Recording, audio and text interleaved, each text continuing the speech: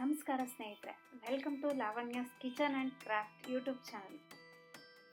ಇವತ್ತಿನ ವಿಡಿಯೋದಲ್ಲಿ ನಾನು ಜೋಳದ ರೊಟ್ಟಿ ಹೇಗೆ ಮಾಡೋದು ಅನ್ನೋದನ್ನು ತೋರಿಸ್ತಾ ಇದ್ದೀನಿ. ಮೊದಲಿಗೆ ಒಂದು ಪಾತ್ರೆಯಲ್ಲಿ ನೀರನ್ನು ಇಟ್ಟು ಅದಕ್ಕೆ ಸ್ವಲ್ಪ ಉಪ್ಪನ್ನು ಹಾಕಿ 2 ನಿಮಿಷ ಬಿಡಬೇಕು.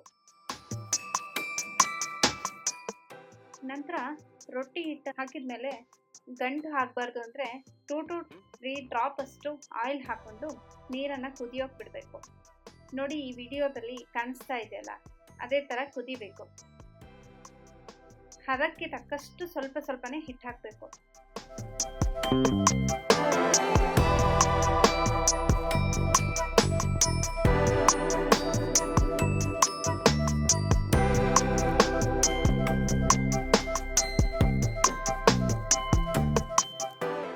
ಮಿನಿಟ್ಸ್ ಬಿಡಿ.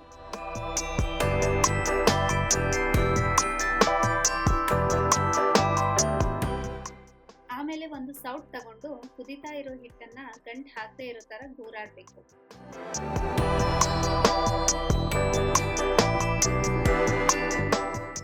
ನಂತರ ಅದನ್ನ ಮುಟ್ಟಿ ನೋಡಿ, ಕೈ ಒದ್ದೆ ಮಾಡಿಕೊಂಡು ಸ್ವಲ್ಪ ಮುಟ್ಟಿ ನೋಡಬೇಕು. ಹಿಟ್ಟು ಏನಾದರೂ ಕೈಗೆ ಅಂಟಿಲ್ಲ ಅಂತ ಅಂದ್ರೆ ಬೆಂದಿದೆ ಅಂತ. ಅಕಸ್ಮಾತ್ ಕೈಗೆ ಹಿಟ್ಟು ಅಂಟ್ತಾ ಇದೆ ಅಂತಂದ್ರೆ ಅದನ್ನ ಇನ್ನೊಂದು ಸ್ವಲ್ಪ ಹೊತ್ತು ಬೇಯೋದಕ್ಕೆ ಬಿಡಿ.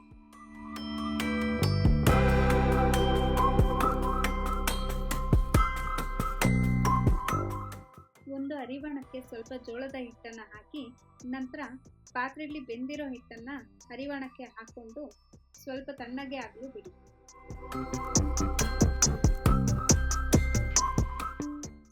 ಸ್ವಲ್ಪನೇ ಹಿಟ್ಟು ಹಾಕೊಂಡು ಸರಿಯಾಗಿ ನಾದ್ಕೋಬೇಕು. ನಂತರ ಸ್ವಲ್ಪ ಹಿಟ್ಟು ತಗೊಂಡು ಉಳ್ಳಿನ ಮಾಡ್ಕೋಬೇಕು. ಮೊದಲಿಗೆ ತಟ್ಕೊಂಡು ನಂತರ ಲಟ್ಸ್ಬೇಕು. ನೀಟಾಗಿ ಸೈಡೆಲ್ಲನೂ ಉಟ್ಕೋಬೇಕು.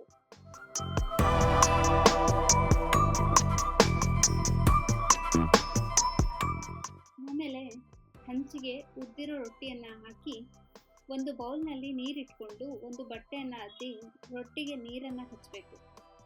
ಆಮೇಲೆ ಸರಿಯಾಗಿ ಬೇಯಿಸಬೇಕು.